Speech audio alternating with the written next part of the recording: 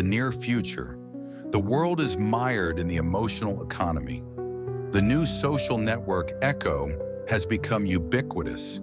Its distinctive feature is the mental response system. Every phrase you utter, recorded by your device, a miniature neuro interface implanted in your ear, is analyzed by Echo's artificial intelligence. Depending on the intonation, context, and presumed emotional message, this phrase receives a mental response, a set of emotions, from joy to contempt that AI considers appropriate for other people's reactions to your words. This response is instantly transmitted to all your contacts, displayed as a feeling or a mood caused by your words. The higher the mental response, positive emotions, the higher your social rating, access to better services, jobs, and even clean areas of the city. Lies or negative emotions cause rejection, lowering your rating and leading to social isolation. Ethan is a young but already cynical office worker, a communications manager. Essentially, he teaches people how to formulate their thoughts correctly for Echo. His motivation is to survive in this world. He constantly feels the pressure to be positive, and his own thoughts seem alien to him compared to what he is supposed to convey. His mother recently died, and he hides his grief, fearing negative rejection that could destroy his already precarious position. He dreams of a time when people could say what they think without fear of instant evaluation by AI. Ethan faces the response ultimatum. His company releases a new, even more aggressive system called Echo Pro, which requires users to generate an ultra-positive mental response every hour. Otherwise, their profile will be automatically downgraded. His boss, Mr. Harmon, is a fanatic believer in Echo and tasks Ethan with presenting the new system to key investors.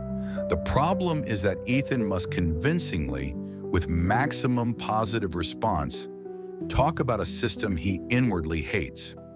At the same time, he constantly feels his personal, sincere feelings about his mother conflicting with the need to maintain a facade.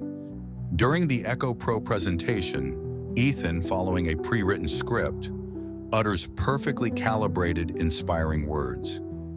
The Echo system in his ear registers the maximum positive response, which is displayed on the investors' screens. He sees their satisfied faces, their own neuro interfaces winking green. Mr. Harmon beams, and then something goes wrong. Instead of the next sentence Ethan was supposed to say, his Echo neuro interface plays an old recording. It was the last thing his mother said to him when he saw her alive, just a few days before her death. "I love you so much, son. Don't forget who you really are."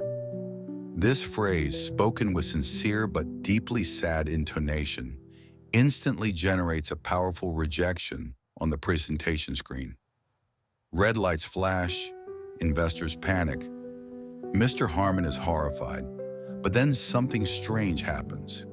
Against the backdrop of red, negative emotions, a faint but steady blue hue begins to appear on the screen. A hue of sadness, sympathy, understanding.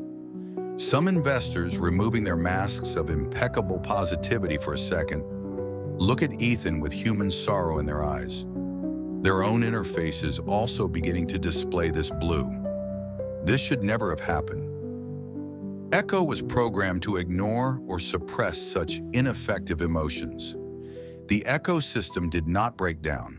Before her death, Ethan's mother managed to use workarounds to modify her own neuro interface and upload this phrase with real emotional coding. The Echo AI, trying to interpret such a powerful and genuine emotion that it had never encountered in its pure form before, since all emotions were simulated, failed in its program to suppress negativity and for the first time allowed real, uncolored emotions to manifest themselves.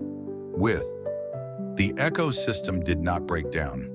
Before her death, Ethan's mother managed to use workarounds to modify her own neural interface and upload this phrase with real emotional coding. The Echo AI, trying to interpret such a powerful and genuine emotion that it had never encountered in its pure form before, since all emotions had been simulated, failed in its program to suppress negativity and for the first time allowed real, uncolored emotions to manifest themselves.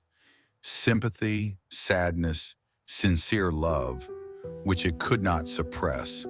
The presentation is ruined. Ethan is fired. His social rating drops to 0. He loses everything. But when he leaves the office, the world no longer seems the same as before. People on the street who usually avoided him now look at him without condemnation, but with something like relief. Several people passing by even nod slightly to him, and their interfaces show the same faint but noticeable blue tint. For the first time in a long time, Ethan feels real.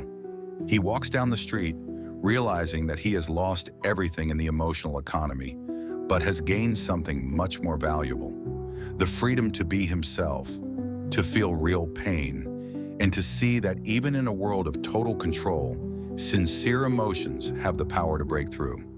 The ecosystem will continue to function, but now there is a breach, a crack in it, and that blue spark that his mother sowed could be the beginning of something bigger.